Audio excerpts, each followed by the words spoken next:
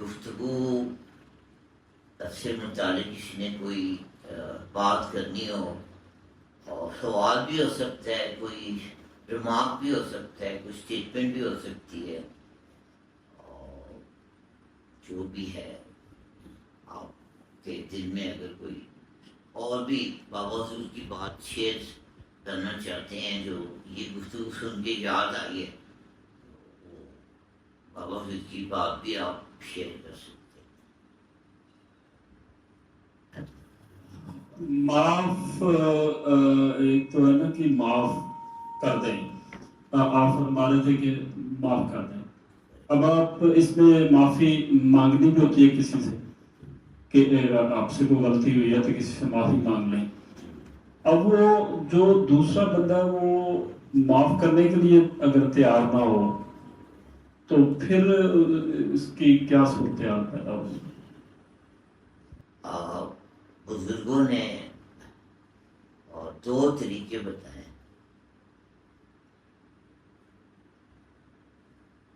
ایک تو طریقہ یہ ہے جیسے بابا حضور نے بھی فرمایا کہ آپ جو بندہ معاف نہیں کر رہا اس کے لیے آپ دعا کریں۔ جب آپ نے جو بندہ معاف نہیں کر رہا اس کے معاف نہ کرنے کے باوجود اس کے لیے دعا کر دی تو گویا کہ اس کی طرف سے آپ کو معافی مل گئی، روحانی طور پہ تو معافی مل گئی، چاہے وہ زمانی طور پہ اس نے نہیں دی، لیکن آپ نے کہ معاف نہ کرنے کے باوجود اس سے نفرت نہیں کی بلکہ اس کو تو اپنی دعاؤں میں یاد رکھا۔ تو یہ تو سارا ہم نے جیسے بابا نے فرمایا اللہ کی خاطر معاف کرنا ہے، تو معافی بھی ہم اللہ کی خاطر مانگ رہے ہیں۔ تو اب ہم دعا کریں گے تو اللہ کو تو معلوم ہے کہ ہم اس کے لیے دعا کر رہے ہیں، تو وہ اللہ کی طرف سے پھر وہ معافی ہو جائے گی اس بات چاہے وہ عملی طور پہ نہ کرے، ناراض رہے، لیکن آپ نے اس کے لیے دعائیں اتنی کرتی ہیں کہ اللہ نے کہا ٹھیک ہے جی، اب وہ نہیں کرتا تو میں خوش ہو گیا، میں کر دیتا۔ دوسرا وہ ڈاکٹر بابا کا فارمولہ ہے، وہ کہتے ہیں کہ جو بندہ آپ کو معاف نہیں کرنا اللہ سے یہ کہیں، پھر وہی بات ہے کہ معاف تو اللہ نہیں کرنا ہے، اللہ سے کہیں، دعا کریں کہ یا اللہ میری نیکیاں لے لے اور اس کو دے دے، اور میری طرف سے جو اسے تکلیف پہنچی ہے تو مجھے معاف کر، میری نیکیاں، یہ سودا تو اللہ سے کرنا ہے۔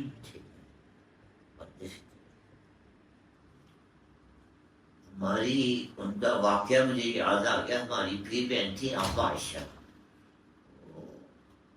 بابا حضور کے قریب ترین افراد تھے، ان میں سے آپا عائشہ ایک تھی، بڑی خوبصورت ان کی شخصیت تھی۔ ایک دن محفل میں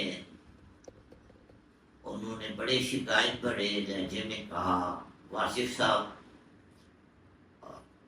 ایک موٹر سائیکل پہ ایک ماں نے ایک پیچھے بیٹھی ہوئی تھی اور وہ بچہ اس کی گود سے گرنے والا تھا، تو میں نے ماں سے کہا کہ اس کو سنبھال لو، تو وہ ماں مجھ سے ناراض ہو گئی اور کہتی ہے مجھے اس نے بجائے میرا شکریہ ادا کرنے اس نے کہا کہ جی بچہ ماں کی گود میں ہے تو تم جو ہے تمہیں کیا فکر ہے، اس پہ مجھے بڑا دل میرا زخمی ہو گیا۔ تو واصف صاحب نے کہا کہ تم نے یہ کس کے لیے کہا تھا، یہ بات تم نے کس کے لیے کہی تھی؟ تو آپا نے کہا کہ یہ بات میں نے ماں کے لیے کہی تھی۔ تو پھر واصف صاحب نے کہا ماں کا جواب سن لیا تم نے؟ تو کہتی ہے ہاں جی میں نے ماں کا جواب سن لیا، وہ تو اس نے مجھے اچھا جواب نہیں دیا۔ اور پھر ان کو دوسرا خیال آیا, سیکنڈ تھاٹ, کہتی ہے میں نے بچے کے لیے کہا. تو واصف صاحب نے کہا کہ وہ بچہ بڑا ہو کے پھر تمہیں جواب دے دے گا.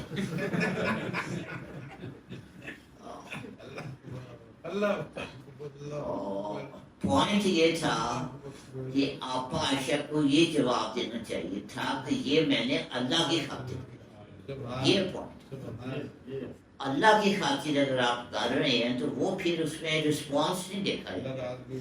اللہ کی خاطر اگر کوئی بندہ معافی مانگ رہا ہے تو پھر وہ رسپانس نہیں دیکھا جاتا کہ اندر بندے کا کیا رسپانس ہے.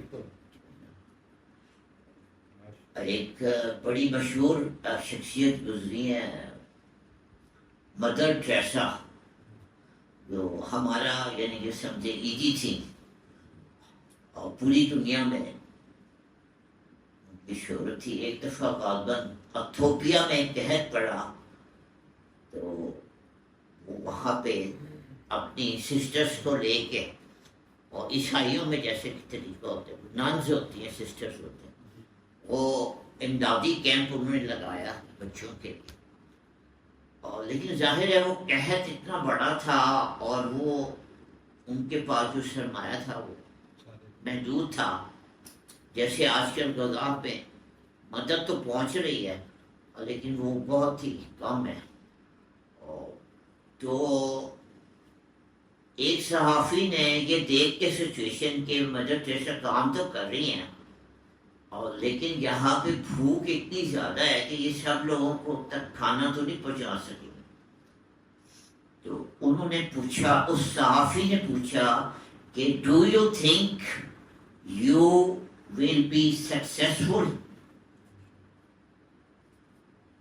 کیا تمہارا خیال ہے کہ تم اپنے اس مشن میں کامیاب ہو جاؤ گی؟ تو مدر ٹریسا نے جواب دیا, اچھا یہ بات بیچ میں بتا دوں کہ روحانیت جو ہے یہ صرف مسلمانوں کا اس پہ قبضہ نہیں ہے, اور روحانی لوگ جو ہیں یہ پوری دنیا میں اور ہر مذہب میں پائے جاتے ہیں. تصوف جو ہے یہ ہر مذہب میں پائے جاتے ہیں, ہر رنگ میں پائے جاتے ہیں. تو درویش جو ہیں وہ ہر رنگ میں, ہر زبان میں, ہر علاقے میں موجود ہوتے ہیں. یہ بات یہ ہے وہ ہمارے پہچاننا ہمارے لیے مشکل ہوتا ہے. بہرحال مدر ٹریسا سے اس نے پوچھا کہ do you think you will be successful, کیا آپ کا خیال ہے کہ آپ کامیاب ہو جائیں گے؟ تو مدر ٹریسا نے کہا we are here not to be successful. We are here to be faithful. ہم یہاں کامیاب ہونے کے لیے نہیں آئے, ہمارا ایمان کا تقاضا تھا, وہ ہم ایمان کا تقاضا پورا کرنے کے لیے آئے. ہم اپنے فیتھفل ہونے کے لیے اللہ کے ساتھ. بات وہاں سے شروع ہوئی تھی کہ آپ نے جو کرنا ہے وہ انسانوں کی خاطر نہیں کرنا, وہ اللہ کی خاطر. تو کہتے ہم we are here to be faithful. اپنا مذہبی فریضہ انجام دینے کے لیے آئے ہیں, اس میں ہم کامیاب ہوں یا ناکام ہوں اس سے ہمیں کوئی غرض